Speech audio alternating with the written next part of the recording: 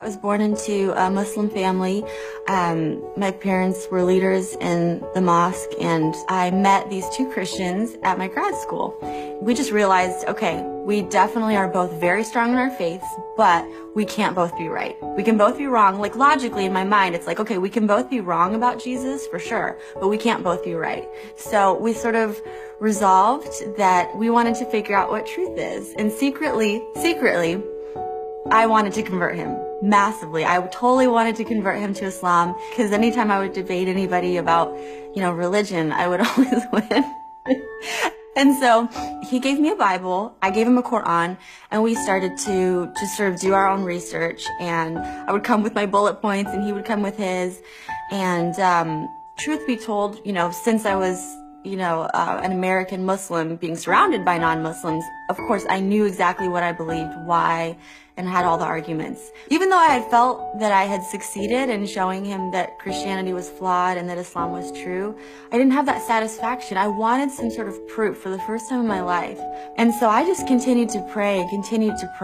And, I would fast and I would just cry out night and day to God, to Allah, the only God that I knew, to show people that he was the truth. I started to just really have a lot of torment. I just thought maybe I was going crazy for the first time, but it was like I couldn't think anymore. And especially as somebody studying to be a doctor and, science background, to lose your mind is really a very low point, to say the least.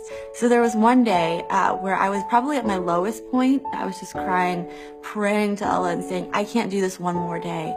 And that same day, I got a text message from my friend. He had been praying for me all along, and his church actually had been praying too down south. And his pastor actually had brought, or had typed up bullet points from the book by Lee Strobel called The Case for Christ.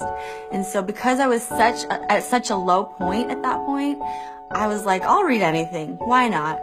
It gave so much significant proof for the historicity of the cross and resurrection. And I started to read the Bible again. I was reading it as though it actually could have happened.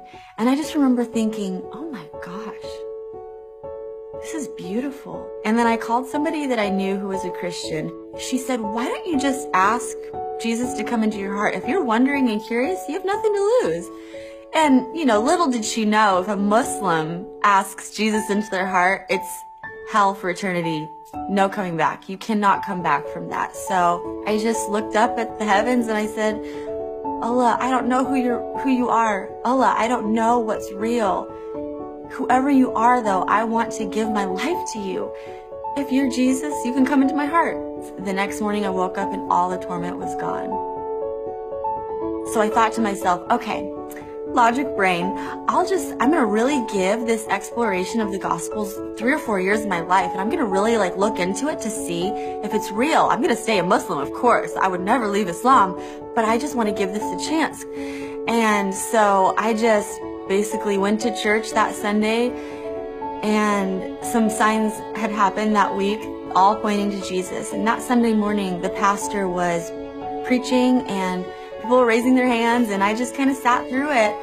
But my heart just wanted to worship. And when the altar call came, we all bowed our heads, and the pastor just said, I feel like there's someone in here that wants to give their life to Jesus, but they don't even know what that means, and they're really scared. And I just said, enough is enough. It's taking me more faith to not believe in Jesus than to believe in him.